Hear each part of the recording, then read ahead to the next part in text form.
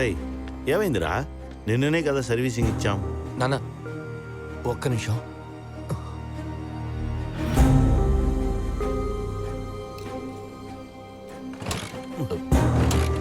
నాన్న నా బండి తీసుకుని వెళ్ళండి. సరే బండి రేపు చూద్దాం.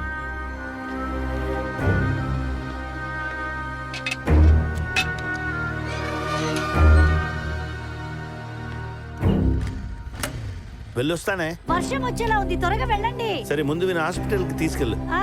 చెయ్యి జాగ్రత్తరా.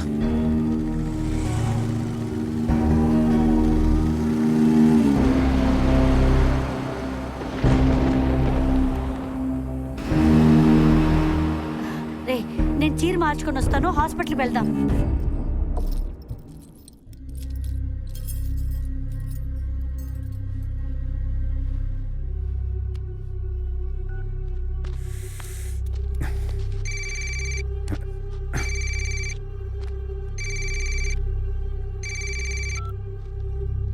చెప్పు రాఘవ. నాన్న ఇప్పుడే బయలుదేరాడు. యానం వెళ్ళేసరికి 8 అవుతుంది. పెళ్ళి 9:30కి.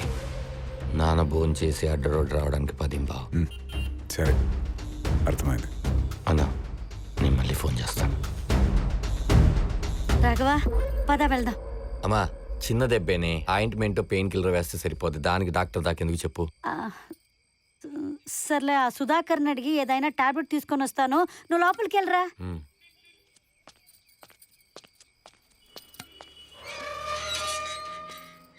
జాగ్రత్తరా.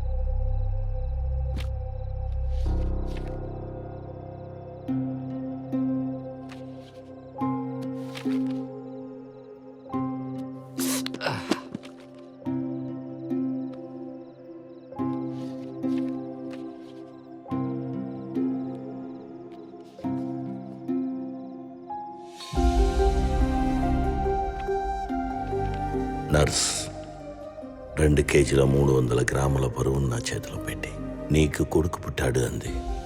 అప్పుడు పుట్టింది నా కొడుకు మాత్రమే కాదు, తండ్రిగా నేను కూడా. వాడితో ఉన్న జ్ఞాపకాలు ఎప్పటికీ గుర్తుండిపోవాలని ఈ డైరీ రాయడం మొదలుపెట్టాను. వాడితో గడిపిన ప్రతి క్షణం ఆనందమే. వీడేనమ్మా నా జీవితానికి వెలుగు.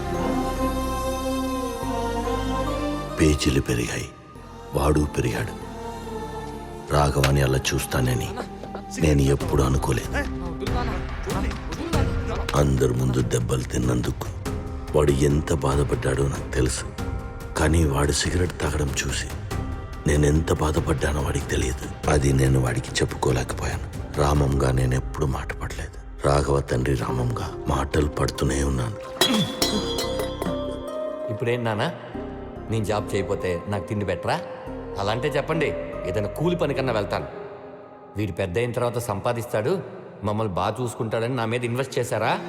అమ్మా ఈయనది ప్రేమ కాదే, పెట్టుబడి. జరుగు. వాడు నా ప్రేమను పెట్టుబడి అంటుంటే తట్టుకోలేకపోతున్నాను. నేను అడిగిన దాంట్లో ఏమైనా తప్పుందా? రానివ్వండి, 2 తగిలిస్తా వెదవకి. అలా చేస్తే వాడున్నదే నిజమైపోతుంది. ఇన్నాళ్ళు పోషించాను, ఇక ముందు కూడా అదే. వాన్నలా వదిలేస్తే వాడు ఎలాగండి బాగుపడతాడు?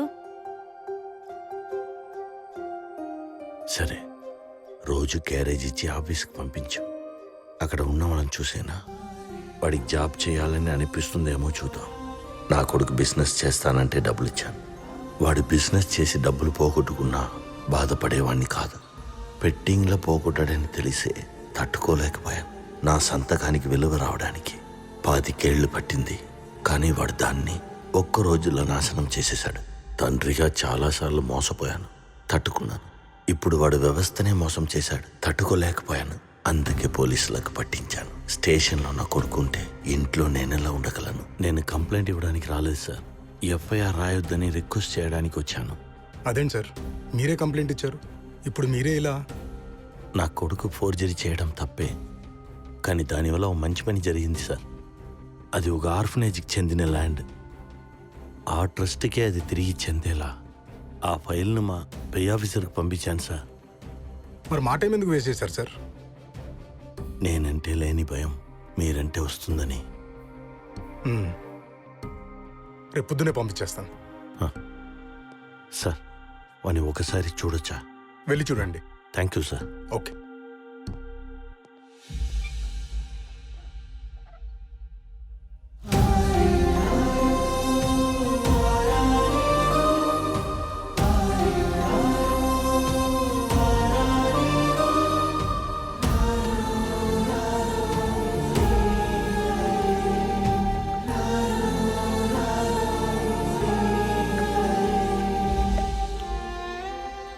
ఎస్ఐ గారితో మాట్లాడాను. పొద్దున్నే వెళ్ళి వాడిని తీసుకురా.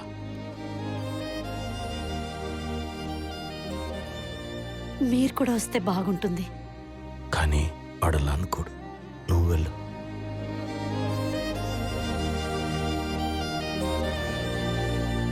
రాయడానికి పేజీలు ఉన్నాయి కానీ రాసే అంత జ్ఞాపకాలు లేవు.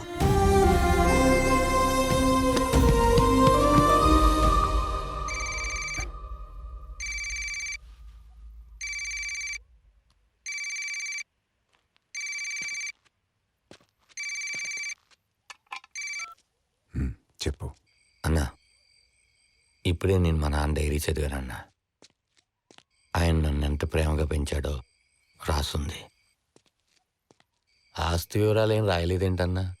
నాకు ఎలా తెలుస్తుందో నా పోయాక? చెప్పు. కుక్కలు కూడా ఇస్తే అన్న జన్మని, కానీ జీవితాన్ని ఇవ్వాలిగా. ఎక్కడున్నావు? కాలు కుట్టేస్తున్నాను. టైం అయింది, తొందరగా వెళ్ళు.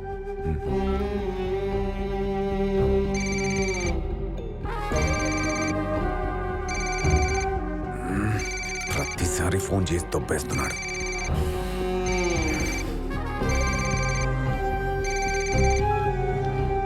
అన్నా, లారీ తీసుకొని ఎక్కడికి వెళ్ళావు? పంచర్ అయితే వేస్తున్నా అన్న. త్వరగా రా. అలాగే అన్నా, అలాగే. మధ్యలో ఈడ్నస ఒకటి.